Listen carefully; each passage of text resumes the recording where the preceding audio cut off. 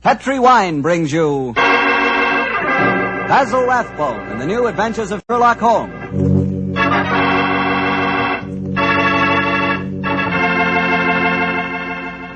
The Petri family that took time to bring you good wine, invite you to listen to Dr. Watson tell us another exciting adventure he shared with his old friend, that master detective, Sherlock Holmes. And say, if you'd like to try a new adventure in good eating, will you just make sure that your dinner tomorrow night includes a bottle of Petri California Burgundy. Petri Burgundy is the ideal wine with any kind of meat or meat dish. That Petri Burgundy is a hearty red wine, just as rich in flavor as it is in color. It's the perfect companion to a thick, juicy steak or a piping hot pot roast or a good hamburger. You know, that Petri Burgundy has a happy faculty of turning a simple meal like, say, a hamburger sandwich into a feast. Believe me, here is a wine that's clear, fragrant, and delicious. A wine that you can serve to your friends proudly. Petri Burgundy. Remember, the name Petri is the proudest name in the history of America's wines.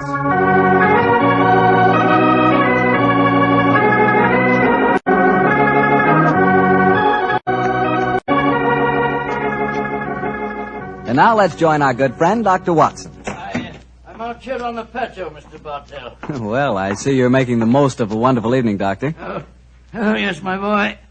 It's pleasant to sit out here on a summer's night with a good friend and a pipe, a bottle of wine. Help yourself to a glass and sit down. Well, thank you, sir. All ready with tonight's new Sherlock Holmes adventure, Doctor? Yes, and a strange story it is. It was in the autumn of 1899, Mr. Bartell, that I decided both as doctor and friend that Sherlock Holmes was in desperate need of a holiday. He'd really been overdoing it, huh? Oh, yes, my boy. It had been an unusually busy year, and at the time my story begins, Holmes was suffering from complete exhaustion. So, my boy, towards the end of October in that year, we found ourselves in the charming city of Kazanlak, capital of the small Balkan kingdom of Grozny. A few nights after our arrival, I remember Pavlu Krasnodar, Groznian Minister of Police, took us to hear the singing of a certain young Hungarian opera star, Miss Lily Rayner, who was then touring Europe. At our table was her fiancé, the charming young aristocrat Prince Stefano. And it was very easy to see as he sat there listening to the song that the boy was head over heels in love. It was a haunting melody that she sang, Mr. Bartell. I can almost hear it now.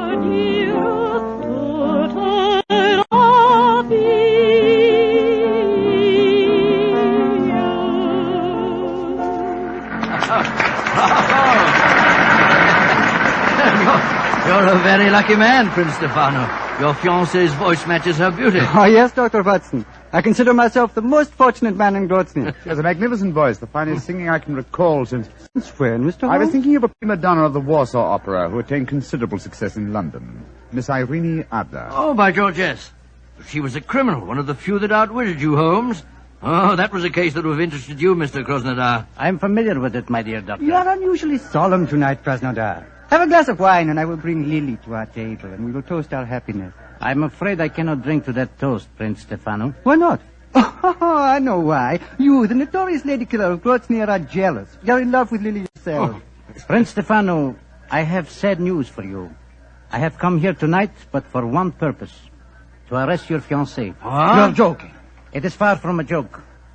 At my ministry, we have evidence, conclusive evidence, that Miss Lily Rayner is a spy. Spy? Good Lord. And the penalty for spying in Grozny? That, my friend, is why I would drink no toast. In Grozny, the penalty for espionage is death.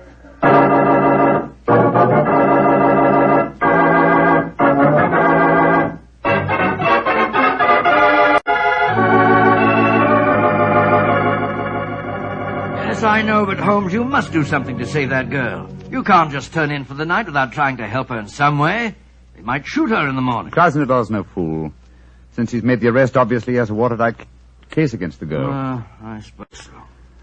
One last pipe. You know, Holmes, I couldn't understand her fiancé's behavior. He didn't do a thing. Just stood there and let Krasnodar arrest the girl. What could he have done?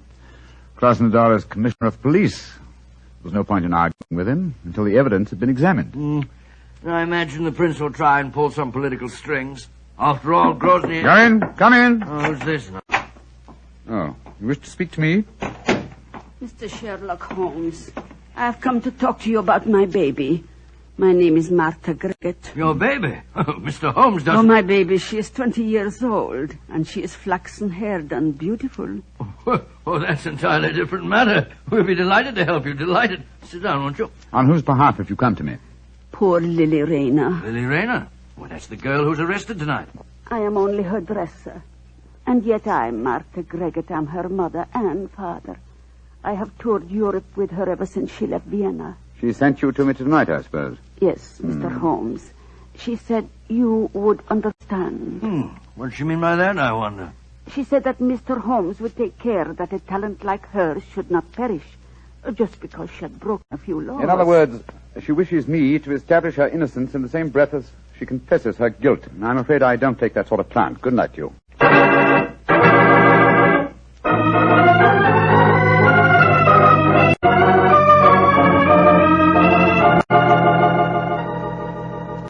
Mr. Holmes, Dr. Watson, I am glad that you came to my office this morning.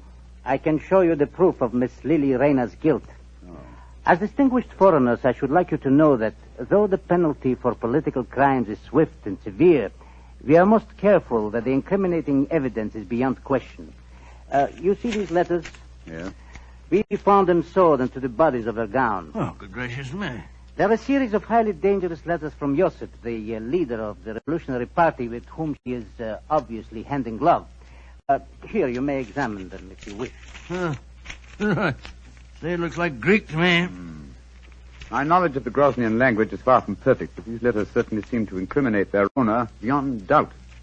You will observe that the letters have followed her to each of the cities in which she has been singing. All of them ask questions as to the military garrisons and the chances of a successful revolution. She has been a dangerous spy. Yes, I can see that, sir. But even so, isn't the death penalty excessively severe, particularly for a woman? Dr. Watson, the Balkan states are a hotbed of European intrigue. Our penalties must be severe, and we cannot make concessions to the sex of a culprit. This man Josip, the writer of these letters, have you been able to find any trace of him? None. If only we could. But we have never even seen the man. However, we are fortunate to trap his assistant and apparently the lady of his choice. Lady of his choice? But she was engaged to Prince Stefano. Undoubtedly a blind. In her home, we found an unsigned love letter in English. It was in the same handwriting as these letters from Josip. Are you satisfied, Watson? Well, I suppose. Obviously she's guilty. Well, there's no place for me in this affair, particularly when you consider that she made a virtual confession in sending her dresser to me last night. I suppose you're right, but just the same. If you want to trap this man Josip, I should think you'd be wiser to hold the girl as a hostage. It might bring him on the scene if he's afraid she'll talk. If you hang her, you'll never find him. Dr. Watson, in my country we found that prompt justice gets the best results. And for your edification, we do not hang in Groznia. No? The death penalty is exacted at the hands of a firing squad. And when is the execution to take place? You have timed your visit well, my friends. Please to step onto the balcony. Oh, dear.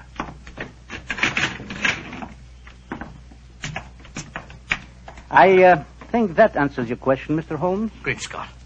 Against the wall, blindfolded, with a firing squad before her. It's Lily Rayner. Grosnian justice indeed moves swiftly, Mr. Krasnodar. It has to, my friend.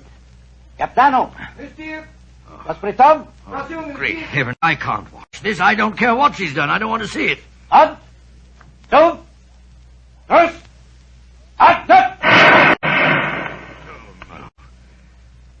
She's crumbled to the ground. Poor little thing. What an artist.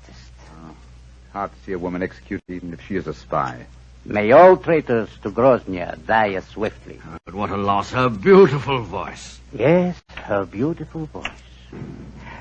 Shall we go in, gentlemen?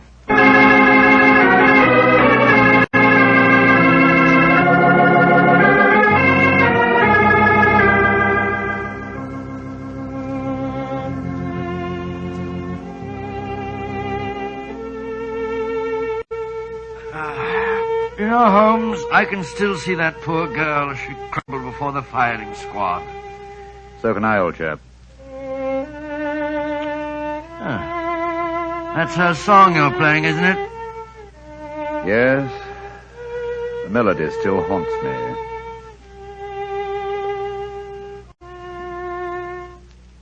You blame me, don't you? Blame you for what? For not preventing her death. Oh, of course I don't blame you, Holmes.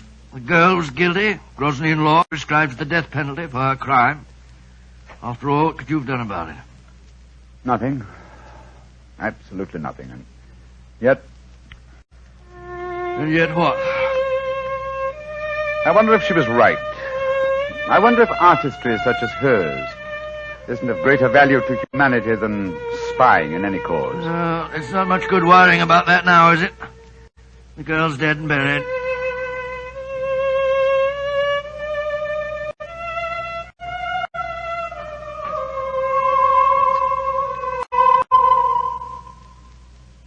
Watson. What's the matter, Holmes? Did you hear that? I hear what? I could swear that I heard the dead girl's voice. She was singing a song to my accompaniment. Oh, dear. Your nerves must be in a very bad state, Holmes. Hearing voices indeed. You'd better turn in for the night. Perhaps.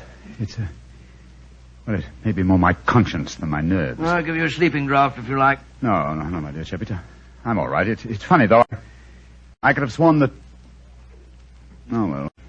Play some more of that tune, will you, Holmes?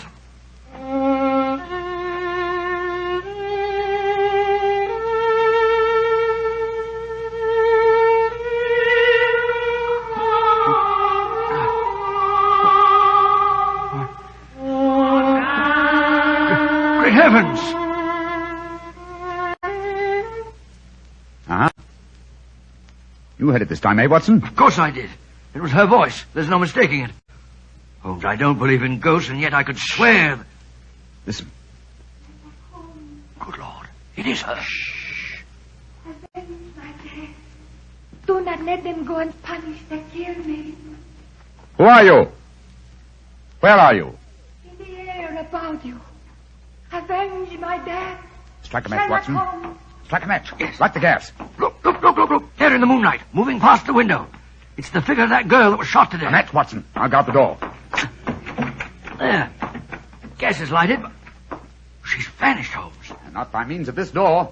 We're standing in front of it. And there's no other exit from the room. Holmes, I don't like this. We're dabbling in the supernatural. Stop trembling, Watson. Whatever the explanation for this may be, one thing at least I find quite fascinating. And what's that? It's the first time in my career that I've ever had a ghost for a client.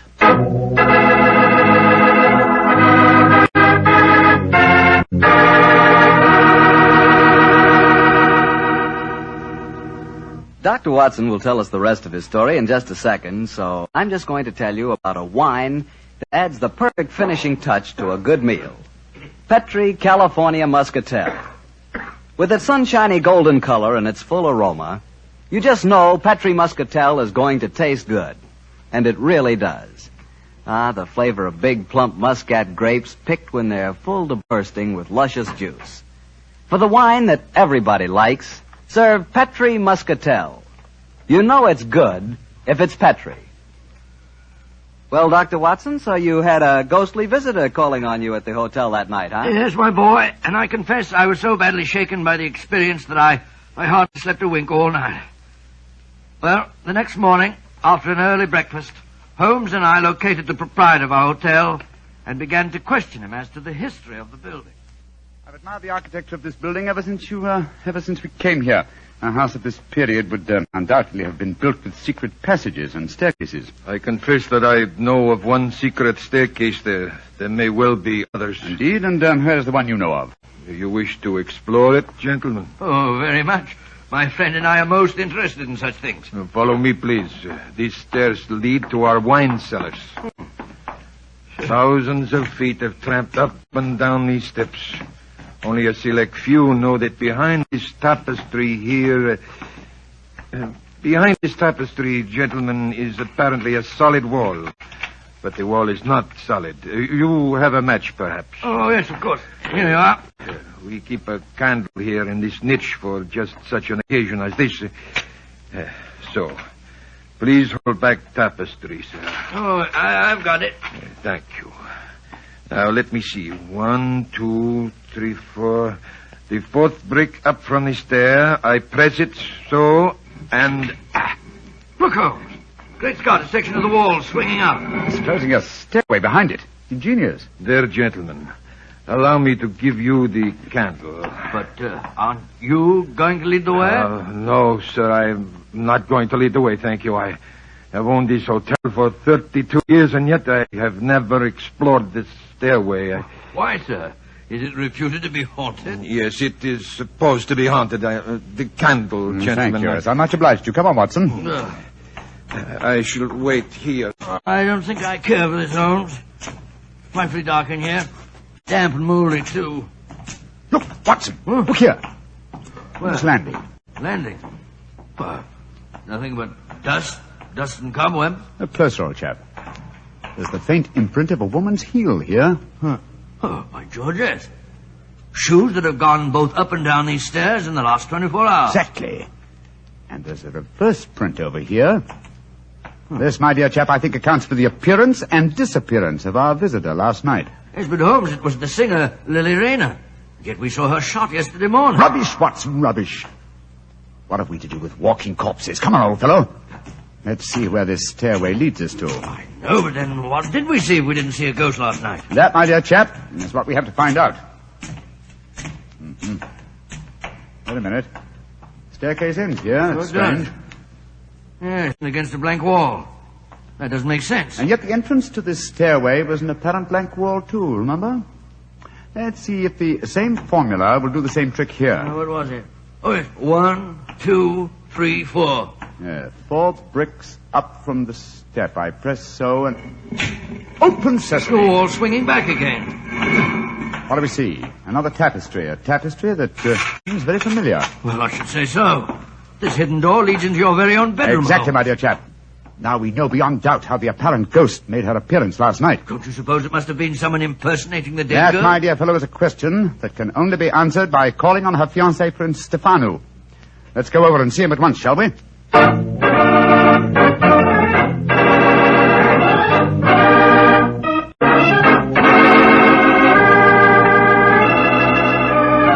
Prince Stefano, I dislike to intrude upon your personal tragedy, but I must ask you a few questions. Ask your questions. Did your fiancée have a sister who may have resembled her? No. She had no living relatives at all, Mr. Holmes. Well, tell me this. Who inherits her estate, sir? Her dresser. A faithful old woman by the name of Mateos, who looked after her for some years. I see. Did Miss Rayner have an understudy?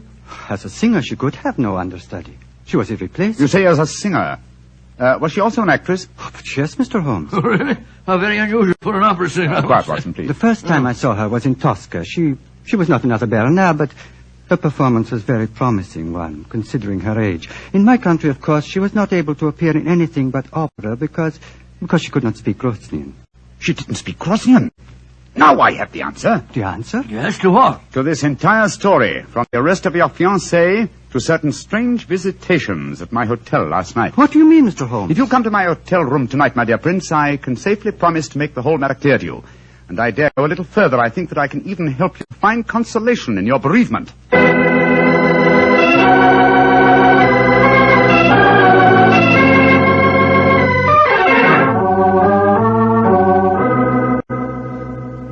Ladies and gentlemen, I can see that you wonder why Dr. Watson and I have asked you to come here to our hotel tonight.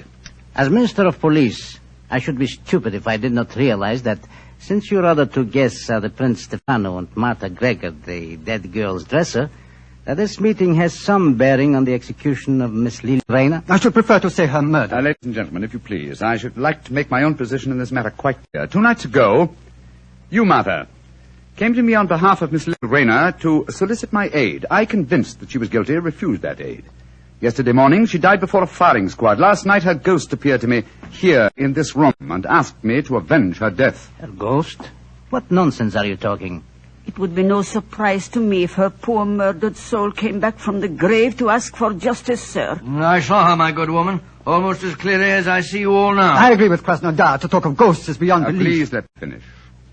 When I had this visitation last night, I decided to investigate the case thoroughly. I did so today, and I can assure you that Miss Rayner paid for a crime she did not commit. What grounds do you have for saying that, Mr. Holmes? The letters that were supposedly written to her were in the Grosnian language, and yet today Prince Stefano informed me that she could not appear in the theater here because she did not speak the language. But those letters were sewed into her bodice hole. That's true, my dear fellow. And who was the only person who had the opportunity to do that?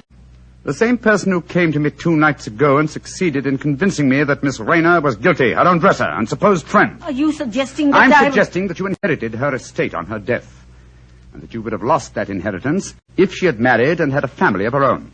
What do you have to say in answer to that, Martha? That I am among madmen. This talk of ghosts proves it. Very well, then. Let the ghosts support my theories. Hand me the violin, will you, Watson, old fellow? Oh, yes, of course. Thank you. Now, turn down the gas light. Right you are. That's it. And listen.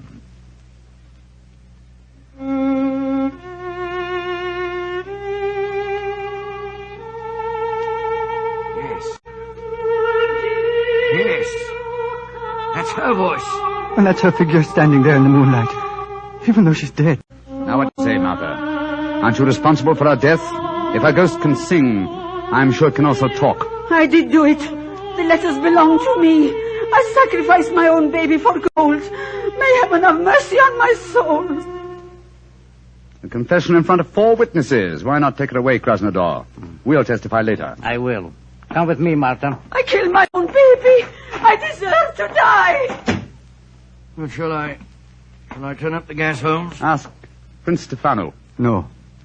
Do not turn it up. I've seen and heard the ghost of my beloved when the lights were down. I'm not afraid. Please play her melody again, Mr. Holmes.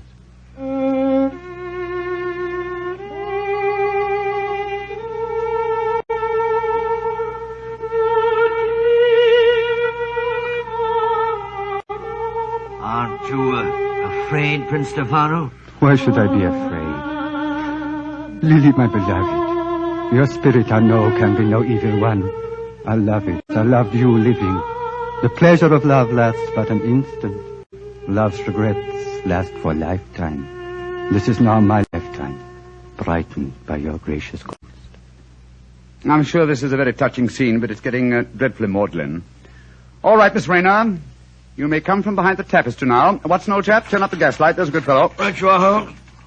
Prince Stefano, permit me to reintroduce you to your far from ghostly fiancée, Miss Lily Rayner. Lily, my beloved, you're not dead. No, I am not dead. Though I cannot see how Sherlock Holmes fathomed my secret. And there, my dear young lady, you're in exactly the same boat as I am. Surely the answer is obvious. You gave me the key yourself, Prince Stefano. I did, but how, Mr. Holmes? When you informed me that Miss Rayner had once played the title role in Tosca. Tosca? What's that got to do with anything? Consider Holmes? the plot, Watson. A minister of police who is very susceptible to a lady's charms arranges a false execution. Knowing Mr. Krasnodar's weakness, Miss Rayner, you prevailed upon him to do likewise. Huh. Well, then the whole execution was a piece of pantomime. The rifles must have contained blanks. That's right, old fellow. And what should have heightened my suspicion, Miss Rayner, was the fact that at the moment of your apparent death, Mr. Krasnodar quoted a line from Tosca. He said, "What an artist." I was not perceptive enough at the time to evaluate the remark correctly, I'm afraid. When the simulated execution took place, you were free, but assumed dead. But why should I indulge in such a trick, Mr. Holmes? You reasoned that had you come to me directly, I might easily have turned you over as a fugitive from justice. And when you decided to dramatize the situation and appear last night as an apparent ghost, you knew it would, well, at the very least, stimulate my curiosity. It would cause me to investigate the matter and possibly to learn the truth and clear you from suspicion. Well, yes, but Holmes, if she's innocent, how about the love letter in English which was in the handwriting of José, the revolutionary leader? Well, I can see only one explanation for that.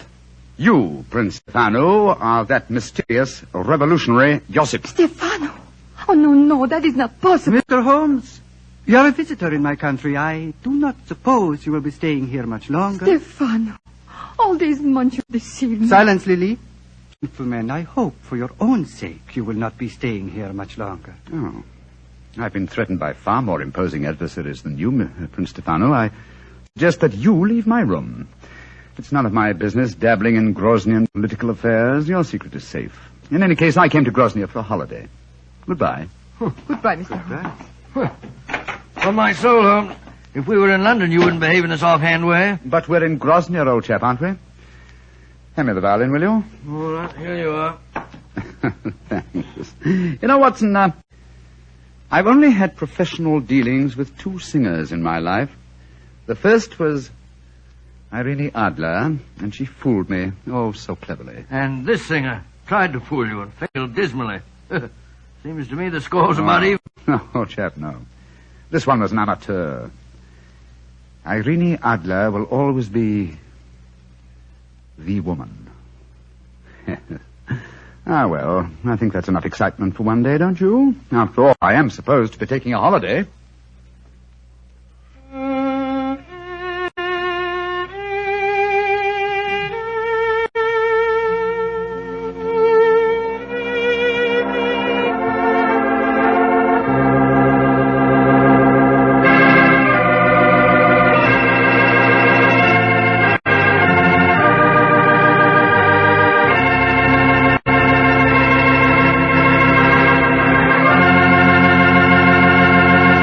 Doctor, that was a swell story. And I'll bet that you were a lot more interested in the beautiful Lily than your story tonight would have us believe. Well, of course I'm interested in a beautiful woman. But then what man isn't? Check. But don't worry about me, Mr. Bartell. You know, being a family man, I just naturally associate a beautiful woman and home. And that makes me think of hospitality. Well, what do you mean by that? Well, according to you, I'm interested in home life. You're primarily interested in wine. Put us together, and we're interested in... Wine in the home. Isn't that an important part of hospitality? That I admit. But remember, my interest in wine is entirely an interest in good wine. In Petri wine, to be exact. Because I know all about Petri wine. I know that the Petri family has been making wine for generations. With the Petri family, the growing of perfect sun-ripened grapes and the art of turning those grapes into fragrant, delicious wine is a heritage. It's a heritage handed down from father to son, from father to son. The skills of those generations of winemaking are evident in every drop of Petri wine. The name Petri on a bottle of wine is more than a trademark. It's the personal assurance of the Petri family that Petri wine is always good wine. But you'll discover that for yourself. You'll learn that no matter what type wine you prefer, you'll like it better when it's a Petri wine. Because Petri took time to bring you good wine. Well, Dr. Watson, what new Sherlock Holmes adventure do you have lined up for us next week? Next week, Mr. Bartell, I'm going to tell you a most unusual story. Sherlock Holmes crossed swords with a famous Frenchman and proved that although the English have been called a nation of shopkeepers, that a murder did not always prove to be a good bargain.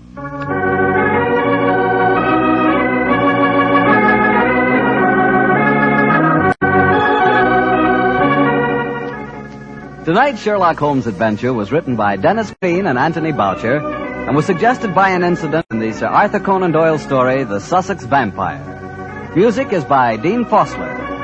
Mr. Rathbone appears through the courtesy of Metro-Goldwyn-Mayer, and tonight Dr. Watson was played by Mr. Joe Kearns, who substituted for Mr. Nigel Bruce. Mr. Bruce is scheduled to return to the program next week.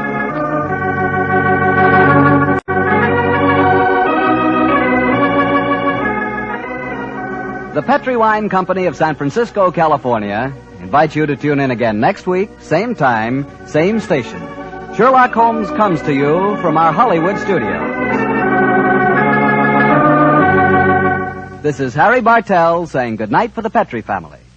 For a solid hour of exciting mystery dramas, listen every Monday on most of these same stations at 8 o'clock to Michael Shayne, followed immediately by Sherlock Holmes.